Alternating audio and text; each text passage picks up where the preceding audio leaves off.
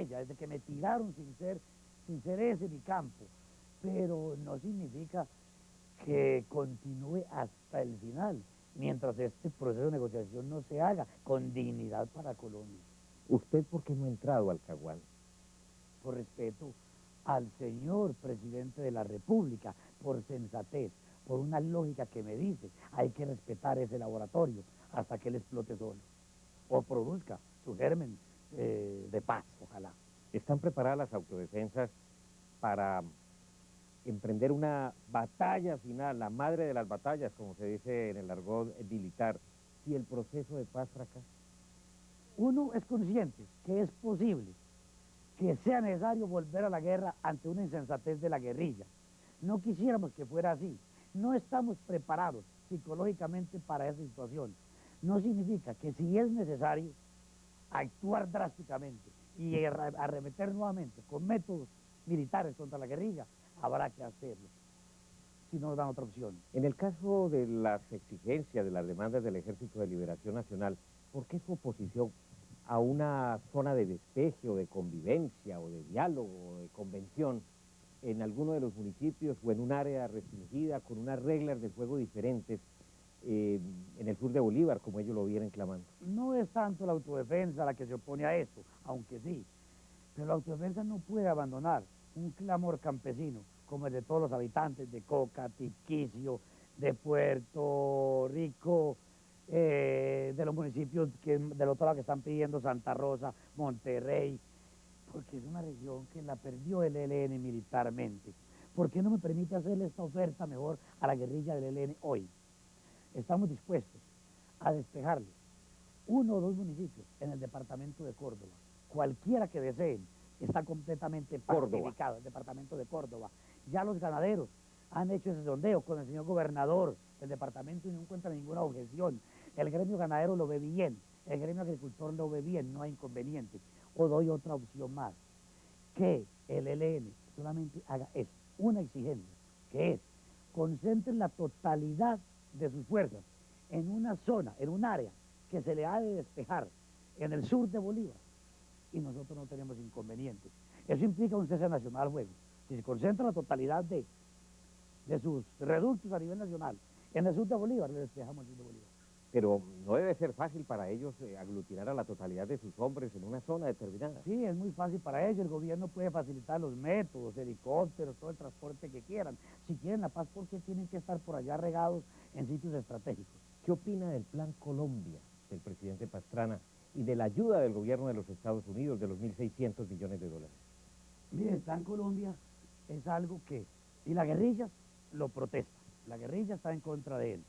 Tiene un presupuesto importante para inversión social, de salud, de educación, un presupuesto importante para la defensa de los derechos humanos como nunca antes se había visto, para llevar al Estado a las zonas donde la guerrilla supuestamente está porque no hay Estado. Entonces están en contra de todo esto. Pero tienen un presupuesto importante también para la guerra, para helicópteros, para armamento. Bueno, yo vi una entrevista al secretariado de la FARC en voz del señor Simón Trinidad, en el cual dijo que eso alimentaba la guerra, pero que el proceso de negociación tenía que hacerse en la mitad de la guerra. Entonces, si la guerrilla dice que los diálogos tienen que manejarse en la mitad de la guerra, pretende que el gobierno se prepare para claudicar. No, señor, para comprar helicópteros, armamento, capacitar a sus hombres también, desde luego. Conoce bien el caso y la situación de Pinochet, acusado de torturas, de asesinatos, de desapariciones.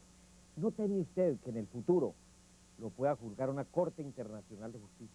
En un conflicto tan degradado como el colombiano y un mundo que gira y valida tantísimo lo que es de los derechos humanos, nadie en Colombia está exento de los actores de la guerra de comparecer a un tribunal de esta índole. Yo personalmente estoy dispuesto a tomar la iniciativa si de la mano van mis enemigos históricos de la GAPAR y el ELN. ¿Castaño es un hombre rico? No, por favor. El dinero que yo tengo yo tengo una finca de 350 hectáreas. Sí, tengo un hermano que tiene una finca de unas 500. La familia Castaño posee 1.500 hectáreas. Si el gobierno nacional no encuentra más de 1.500 hectáreas, automáticamente las obsequio, se las dono. A ver, usted nos había mencionado que su padre fue secuestrado y fue asesinado por la guerrilla de las FARC. ¿Otros hermanos también? Sí, claro, por Dios. Reinaldo cayó por la FARC, pero ya siendo autodefensa. Horacio, siendo autodefensa. Fidel, siendo autodefensa. Pero hay una que yo no, difícil de perdonar, el de una hermanita, la secuestraron, en el momento del secuestro, saltó del carro, pensó que se iba a escapar, le dispararon y la mataron, estaba estudiando en IAFIT. Entonces, ¿El ELN o las FARC? Park, ¿Ese lo perdona? yo tendré que echarle tierra a eso, digámoslo en antioqueño. ¿Qué más perdona Carlos Castaño? Usted tiene que en el fondo de su corazón, que está luchando por la justicia de este país. No, si yo para algo he estado predispuesto es para perdonar. Yo creo que si no es a través del perdón no va a ser posible. Yo lo que no puedo perdonar a alguien es mientras yo vea que puede seguir haciendo atrocidades como las que me han hecho. ¿Cuál es la más brutal que ha recibido de todas? No, la de mi padre. Sí, sí, indudablemente. Que Fidel al fin y al cabo muere, pero estaba en su ley. Era consciente de eso. Y los demás hermanos. Pero el caso de papá no.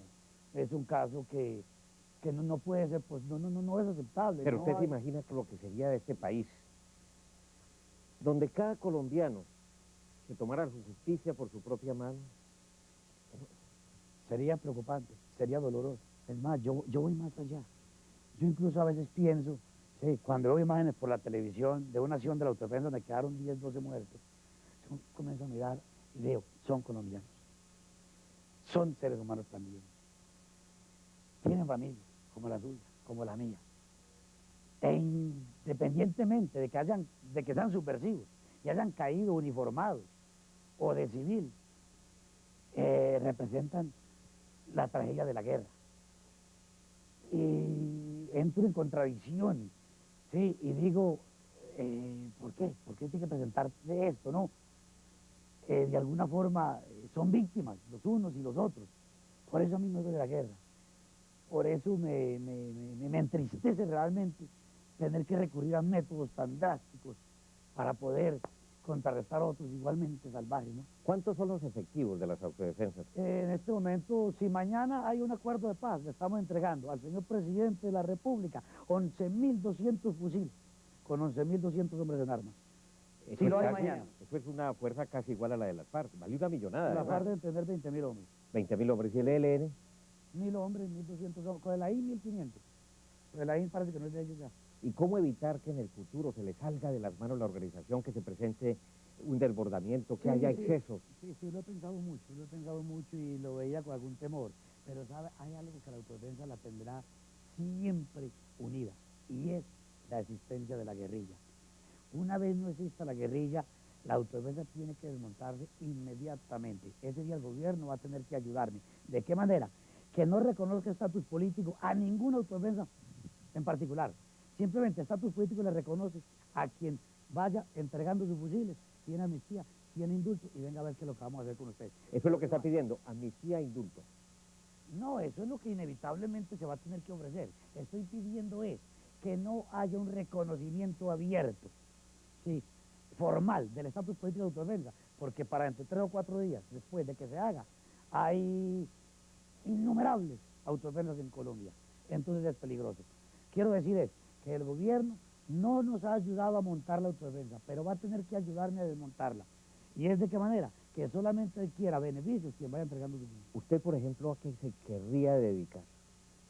Yo soy un hombre comprometido con Colombia. Yo ya le cogí tanto amor a esta nación que desde donde se me necesite para servir a Colombia, allí estaré. Por ejemplo, si lo invitan a ser candidato a la gobernación de Córdoba o candidato al Senado de la República, Yo no sé, yo estaría en algún lugar importante.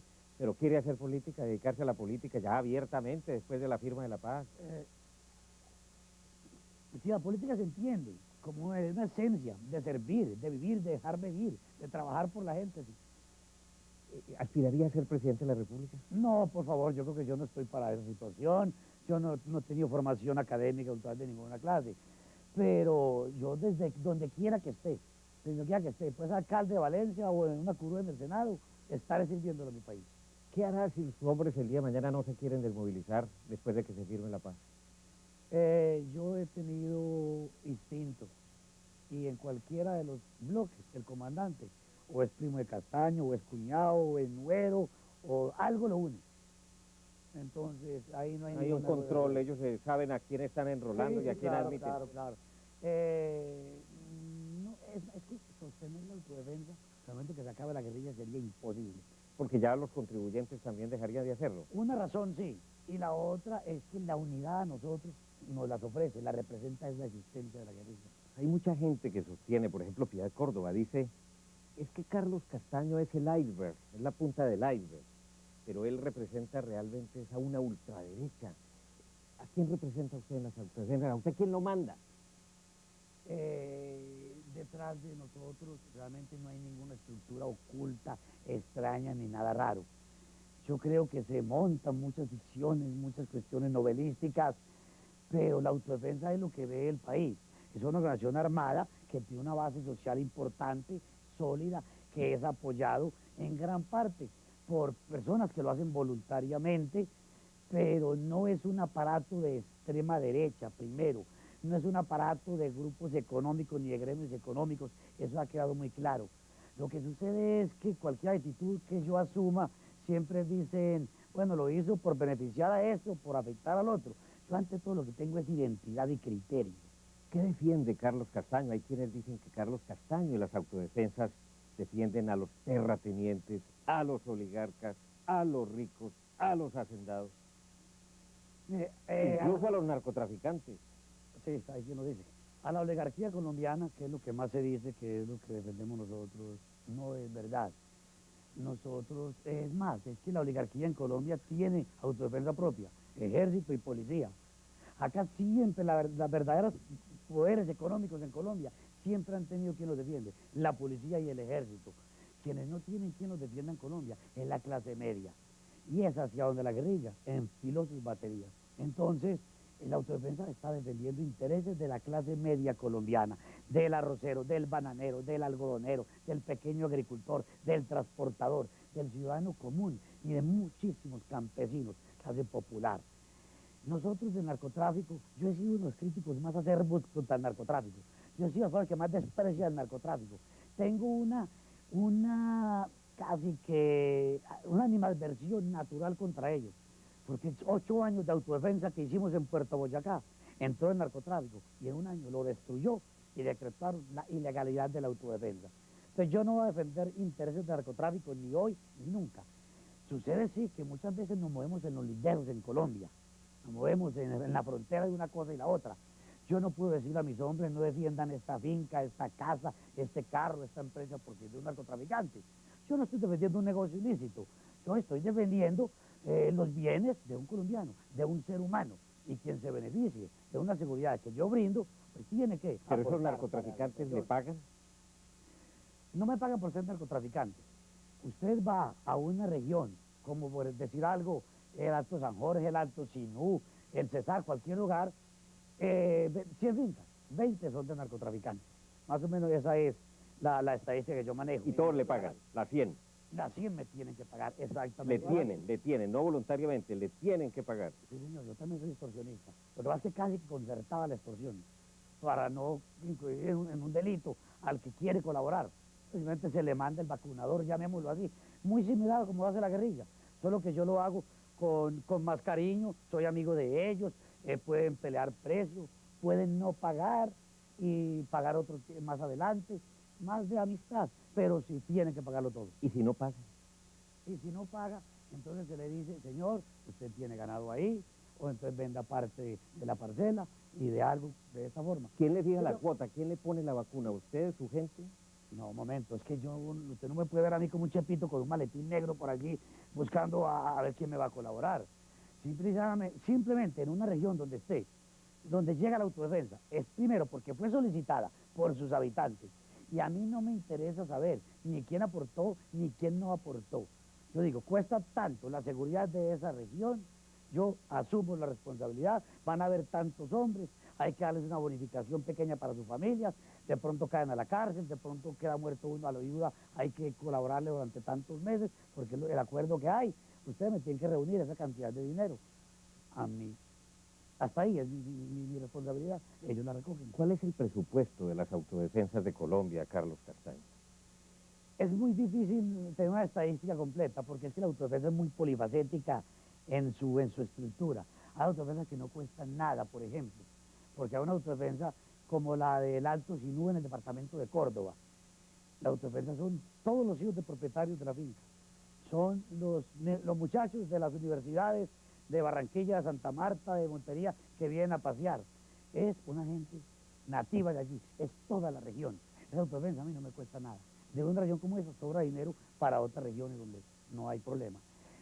Con la coca ha sido fácil, por ejemplo. En este momento, con la coca en el Catatumbo, sí, he estado financiando todo el bloque norte de las autodefensas de Córdoba y Urabá. He estado financiando 3.200 hombres. Pero son cocaleros que le brindan a usted voluntariamente también ese apoyo, ese respaldo. Simplemente hay una economía, hay 20, 30 mil hectáreas de coca en el Catatumbo. Esa coca, cuando la autodefensa llegó allá, la matica más nueva, ya tenía 1 año. O sea, la sembró la guerrilla, no fuimos nosotros. Estaba todo el campesinado. Mientras la guerra esté, a esos campesinos yo les estoy cobrando para menos, pero lo mismo que les... Gramaje, lo que la guerrilla llama el impuesto de gramaje. Sí, que sale 1.000 kilos de hoja. Se tiene que pagar. Yo no sé las cifras, lo maneja el frente allá. Pero sé que de ahí se financia el Frente Norte. No hay laboratorio de cocaína, no somos exportadores de cocaína, o sea, no somos narcotraficantes. Pero pretender ignorar que el conflicto colombiano y el narcotráfico se retroalimentan sería una falacia. ¿Qué porcentaje de la financiación de las autodefensas puede provenir de hacendados y de finqueros que estén dedicados al narcotráfico?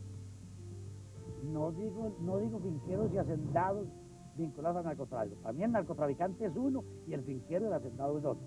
De narcotráfico y narcotraficantes debe financiarse el 70%, como en la guerrilla un 90% más o menos, entre secuestro y narcotráfico. Afirman, Carlos Castaño, que las autodefensas llegan a un lugar, desaparecen gente, secuestran, torturan, matan, viene la masacre, la gente se va, se producen los desplazamientos, entran entonces los latifundistas, compran barato o a huevo, o se apoderan simplemente de las tierras, y que así es como las autodefensas se han venido fortaleciendo. ¿Qué responderles a...? Yo pensé que esa tesis ya había caducado, ¿sí? Eso es lo que decía anteriormente la guerrilla. Yo recuerdo hace 10 años, cuando llegamos al Alto Sinú, que es porque queríamos apropiarnos de las tierras del Alto Sinú. Luego hicimos una reforma allí, se regalaron 15.000 hectáreas y nos fuimos para el San Juan. Cuando llegamos a San Juan dijeron que era para apropiarnos de unas tierras que habían allá abandonadas. Hicimos otra reforma agraria, hay hoy en día armonía entre los dueños del capital, se ha recuperado la normalidad social, o se han creado más de 300 kilómetros de carretera, infraestructura vial, centros de salud, educación, lo ha hecho la autodefensa. Mire, la persona que piense que uno por un interés económico es capaz de sacrificar lo mejor de su vida, su libertad, tener que vivir en la clandestinidad, tener que abandonar casi que a su familia, a sus hijos, tener que vivir en condiciones tan precarias como nos toca a nosotros, porque por un interés mezquino. Yo creo que no, por Dios, se tiene que sentir mucho corazón de patria para uno ser capaz de hacer lo que hace, meter toda una vida a una causa justa como esta, cuando lo único que recibimos es ingratitud por parte del gobierno que se ha obligado a hacerlo, por parte de la Fuerza Armada que tiene que decir que somos bandidos, por parte de todo el país. Dios quiera que algún día se reconozca nuestro sacrificio y lo que hemos hecho por Colombia. ¿Usted no se siente un bandido? Por favor, de ninguna manera, de ninguna manera. Una vez me tocaron mi dignidad, el presidente Samper ordenó una recompensa por mí. Yo me miraba... 1.000 millones de pesos. 1.000 millones de pesos. Ese día, hasta ese día, yo descubrí que había colombianos que me consideraban bandido. Yo imaginé que me consideraban un patriota. Caramba, eso fue un choque psicológico. Quiero decirlo, la única vez en mi vida que estuve tentado y vacilar, no digamos de devolvérmela al Estado, al gobierno, pero sí de decir hasta hoy, me voy, vendo 4 vacas que tengo y me voy a vivir a cualquier otro país, fue en esa ocasión. Pero al contrario, me calmé y ese día dije, con mayor razón, cuando en Colombia hay personas que suben a la presidencia como es que hay que seguir luchando por este país para que realmente sea gobernado por gente seria, por gente honesta. ¿Qué le dijo su mamá cuando vio ese anuncio por televisión y por los medios de comunicación que por su cabeza ofrecían 1.000 millones de pesos? Una mamá que tiene 70 años. No tanto mi madre, mis hijos estaban en Londres cuando comienzan a satanizarlos en su colegio, el problema, su padre, y yo a mis hijos les había dicho toda la vida de que yo era una autoridad en Colombia. Sí, como ellos se habían ido pequeños, no alcanzaron a percibir lo contrario. ¿Cuántos años tienen hoy? Tiene 14 años la niña y va a cumplir 9 años, Carlito, sí. Pero el choque fue impresionante. Aparecieron en Colombia a los 15 días. Y ¿qué hago con esta familia aquí? Dios mío, bendito. Sí, que sabe que la guerrilla me los secuestra, me los mata para descomponerme o para cualquier cosa. Entonces, comenzar a entregar el fusil, entregar el mando de ser comandante y ser padre. Venga, siéntese a hablar con ellos, convencerlos. Pero ante todo tenía que superarme yo. A mí mismo me causó un choque muy, muy fuerte. Hoy en día yo creo que en Colombia hay muchas personas que deben decir que bien, yo no debo ser un patriota, puede que no me consideren así, pero sí deben ver que las intenciones son buenas, que los métodos son drásticos, pero hay muchos colombianos, la gran mayoría debe entender que cuando se trata de mandar, cuando se trata de ejercer la autoridad, es muy difícil uno ser regido por estrictas normas morales. Es más fácil uno regirse por lo que le conviene a la comunidad, lo que le conviene al país. Y la verdad es que yo he sido muy claro, muy abierto. Yo le he contado al país qué he hecho, he negado lo que no he hecho, siempre he estado dispuesto a aclarar al país. Y no me arrepiento de nada de lo que he hecho. ¿No se arrepiente de nada? Es decir, ¿De ninguna de las muertes? ¿De nada? Absolutamente nada. yo me arrepiento de no haber podido enfocar esta guerra de una manera no tan violenta. De pronto de haber esperado más antes de decir, bueno, a ganar. O un día yo dije, las guerras son para ganarlas y punto. Y decía, y si los narcos me ayudan, les recibo ayuda. Y si el ejército me ayuda, les recibo ayuda, aunque nunca lo han hecho. Y si se quiere unir conmigo el diablo, me uno al lado del diablo, pero va a acabar esta guerrilla.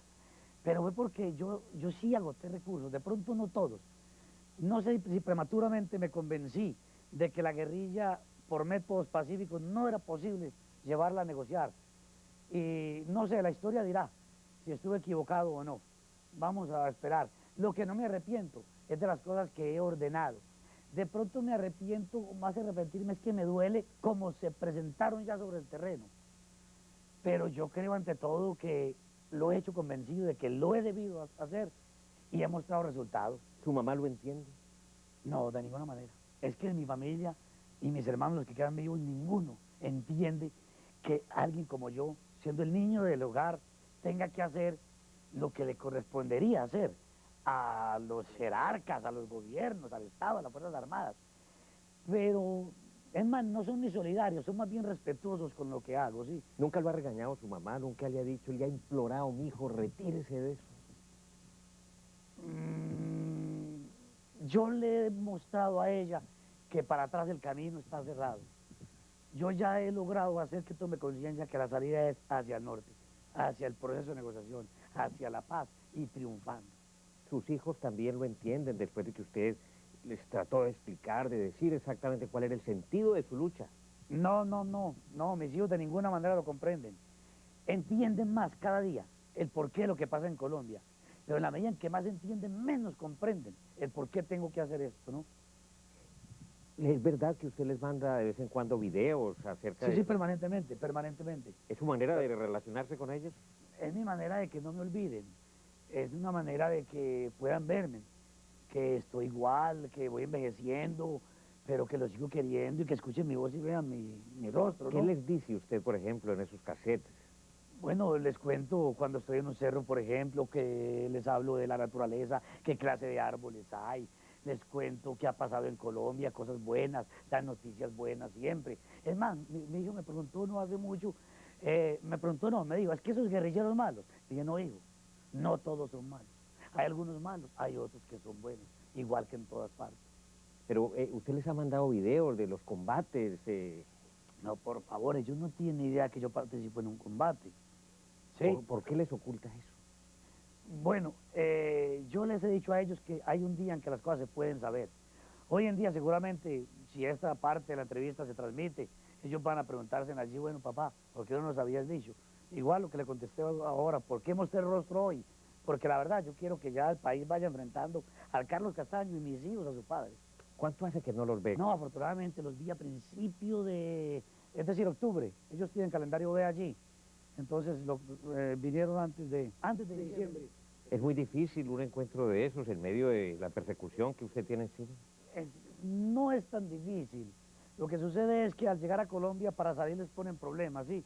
Entonces me toca que lleguen a Panamá, entre clandestinos, y se hagan clandestinos nuevamente, porque como aquí se necesita un permiso del padre para los niños abandonar el país. A ver, ¿los niños cree usted que lo van a perdonar el día de mañana cuando se enteren de la magnitud de la guerra que ha librado? Yo no sé si ellos puedan entender que una organización bajo mi mando pudo haber cometido tantísimos actos y algunos que sí han sido feroces realmente y han habido actos de barbarie que tampoco se pueden desconocer. ¿De qué me sirve a mí decir que yo no sabía o no pude? De todas formas lo hizo la autodefensa y no lo pude evitar. Créanme que yo trataré de explicarle a ellos así como le estoy explicando a usted lo mismo. Añoro que me comprendan. ¿Le gustaría que alguno de sus hijos, sobre todo el hombre, Carlos, el día de mañana siguiera sus pasos? No, no, no, no, no, por Dios, nunca, nunca, nunca, nunca. Yo quiero ver a mi hijo en un quirófano atendiendo a un paciente, o lo quiero ver en una universidad enseñando una cátedra, dando cátedra en algo. Yo no quiero que les toque esto. ¿Por qué? Porque esto es muy difícil, esto es muy duro. Se sufre permanentemente, las contradicciones en que está siempre. ¿Sabe usted lo difícil muchas veces uno tiene que elegir 3 veces el mismo día entre lo que está bien, que uno sabe que es, y lo que tiene que hacerse porque conviene para el país, en detrimento de la imagen de uno? No, no, es muy duro, por Dios. ¿Qué es lo más duro de esta guerra que está librando? ¿La soledad de pronto? No, la ingratitud. Porque uno cuando cree que hace algo que sirve y que es positivo, a cada momento quiere estar esperando manifestaciones más de las que se presentan. Pero me duele ver que organizaciones o instituciones que no tendrían por qué tildarme, como la policía, el ejército, en los términos que refieren hacia mí, lo hacen tan despectivamente, tan... sí, me duele es que me vean como un monstruo y me vean como un ser humano que sufre y se sacrifica por Colombia. Eso me produce dolor y contradicción. Tienen su propia organización de las autodefensas, muchísimos exguerrilleros de las FARC, del EPL sobre todo. ¿Cómo confiar en ellos?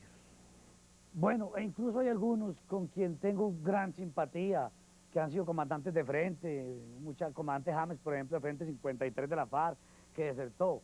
Hoy en día tengo una absoluta confianza en él. Son casos muy particulares, yo miro que su futuro ya está ligado al mío.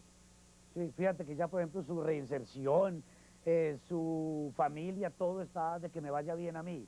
Entonces comenzamos a articularnos de tal manera que somos un solo cuerpo. Tengo muchísima gente de las FARC, muchísimos del EPL, pero realmente no tienen la posibilidad de estar a mi alrededor.